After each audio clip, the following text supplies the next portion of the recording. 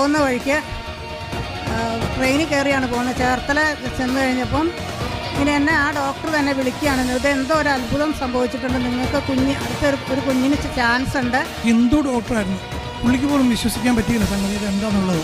54 വയസ്സ് കഴിഞ്ഞെങ്കിലും ഒരു 35 വയസ്സ് പ്രായമായ ഒരാളുടെ ഗർഭപാത്രത്തിൻ്റെ അതുപോലെയാണ് നിങ്ങളുടെ കാണുന്നത്. ശരിക്കും മാതാവ് ശരിക്കും ഇൻ്റർഫിയർ ചെയ്തു, ശരിക്കും ഇടപെട്ട് നമ്മുടെ ജീവിതത്തിൽ. ഞാൻ ഒരു കാര്യം കൂടി പറയട്ടെ, ദൈവത്തിന് അസാധ്യമായിട്ടൊന്നും ഇല്ലെന്നുള്ളതിൻ്റെ ഒരു വലിയ തെളിവാണ് ഈ കുഞ്ഞ്.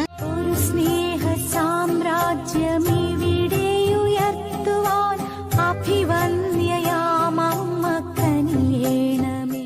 യേശുവേ നന്ദി, യേശുവേ സ്തോത്രം. എൻ്റെ പേര് ഡെയ്സി ബിനോയ്, ഇത് ഭർത്താവ് ബിനോയ്. ഞങ്ങൾ തൃശ്ശൂർ ജില്ലയിൽ നിന്നാണ് വരുന്നത്. ഒരു അത്ഭുത സാക്ഷ്യം പറയാൻ തന്നെയാണ് ഞാൻ വന്നിരിക്കുന്നത്. ഞങ്ങൾക്കൊരു മോനുണ്ടായിരുന്നു. മോൻ ഒരു 21 വയസ്സായപ്പോൾ പെട്ടെന്ന് ആക്സിഡൻറ്റിൽ പെട്ട് മരണപ്പെട്ടു.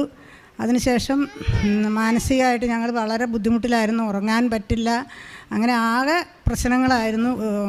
നിൽക്കാനിരിക്കാനൊന്നും പറ്റാത്ത ഒരവസ്ഥയായിരുന്നു. അപ്പോൾ എന്നും പ്രാർത്ഥിക്കും, മുട്ടുകുത്തിയിരുന്ന് മാതാവിനോട് പ്രാർത്ഥിക്കും, രാത്രി 1:30 വരെയൊക്കെ ഇരുന്ന് പ്രാർത്ഥിക്കും. അത് കഴിഞ്ഞിട്ട് ഞങ്ങൾ ഡോക്ടറെ കാണാൻ പോയി. ഇനി ഒരടുത്ത കുട്ടിയുടെ സാധ്യത കേൾക്കുമ്പോൾ നിങ്ങൾക്ക് ചിലപ്പോൾ അത്ഭുതം തോന്നും. ഞങ്ങൾ 54 വയസ്സായി. അപ്പോൾ ഡോക്ടർ പരിശോധനയൊക്കെ നടത്തി നോക്കട്ടെ എന്നൊക്കെ പറഞ്ഞ് ടെസ്റ്റൊക്കെ എടുത്തു വെച്ചു.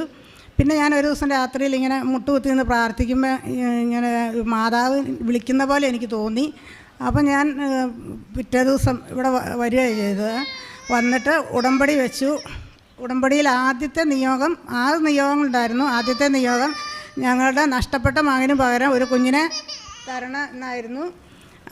അത് കഴിഞ്ഞ് ഉടമ്പടിയൊക്കെ വെച്ച് കഴിഞ്ഞ് തിരിച്ചു പോകുന്ന വഴിക്ക് ട്രെയിനിൽ കയറിയാണ് പോകുന്നത്. ചേർത്തല ചെന്ന് കഴിഞ്ഞപ്പം ഇങ്ങനെ എന്നെ ആ ഡോക്ടർ തന്നെ വിളിക്കുകയാണ്, ഇത് എന്തോ ഒരു അത്ഭുതം സംഭവിച്ചിട്ടുണ്ട്, നിങ്ങൾക്ക് അടുത്തൊരു കുഞ്ഞിന് ചാൻസ് ഉണ്ട്.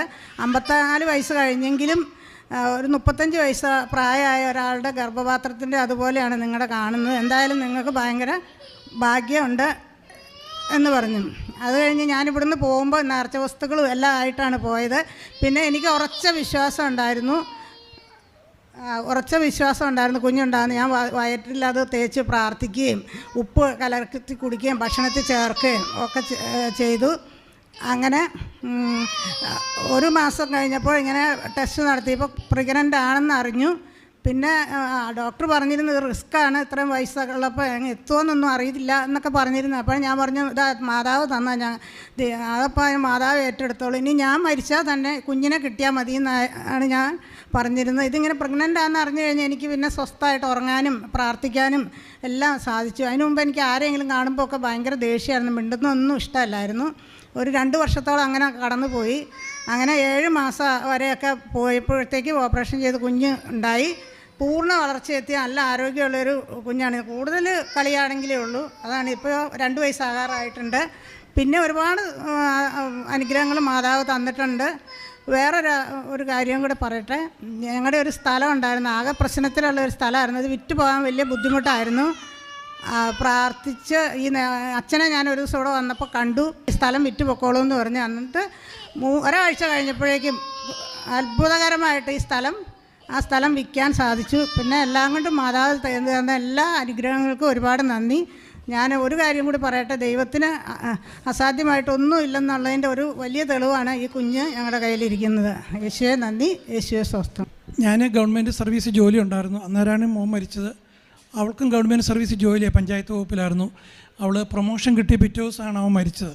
അതിനുശേഷം ശരിക്കും 2 വർഷം ആകെ നമ്മൾ തളർന്നിരിക്കുകയായിരുന്നു. അതിനുശേഷമാണ് ഞങ്ങൾക്ക് ഈ അനുഗ്രഹം ഉണ്ടായത്. അപ്പം ഇത് ശരിക്കും ഞങ്ങൾ നോക്കിയ ഡോക്ടർ ഒരു ഹിന്ദു ഡോക്ടറായിരുന്നു, പുള്ളിക്ക് പോലും വിശ്വസിക്കാൻ പറ്റിയില്ല സംഗതി ഇത് എന്താണെന്നുള്ളത്. ഇത് ഗർഭിണിയായി കഴിഞ്ഞ് അവൾ പറയാൻ വിട്ടുപോയതുകൊണ്ട് ഞാൻ പറയാണ്, 7.5 മാസം ഹോസ്പിറ്റലിൽ തന്നെയായിരുന്നു. ഒരു 50% പ്രതീക്ഷ ഉണ്ടായിരുന്നുള്ളൂ. അപ്പോൾ ഡോക്ടർ പറഞ്ഞു എല്ലാം കഴിഞ്ഞിട്ട് എല്ലാവരോടും പറഞ്ഞാൽ മതി, നമുക്കങ്ങനെ ഒരു ചാൻസ്, ഇത് ഒരു ഏജ് വലിയൊരു ഘടകമാണ്. പക്ഷേ ശരിക്കും മാതാവ് ശരിക്കും ഇൻ്റർഫിയർ ചെയ്തു, ശരിക്കും ഇടപെട്ട് നമ്മുടെ ജീവിതത്തിൽ. ഞാനതിന് ശേഷം എൻ്റെ സർവീസ് ഞാൻ പൂർത്തിയാക്കി. അവളതിന് ശേഷം വോളണ്ടറി റിട്ടയർമെൻറ്റ് എടുക്കുകയും ചെയ്ത് ഞങ്ങൾ തൃശ്ശൂരാണ് വർക്ക് ചെയ്ത്.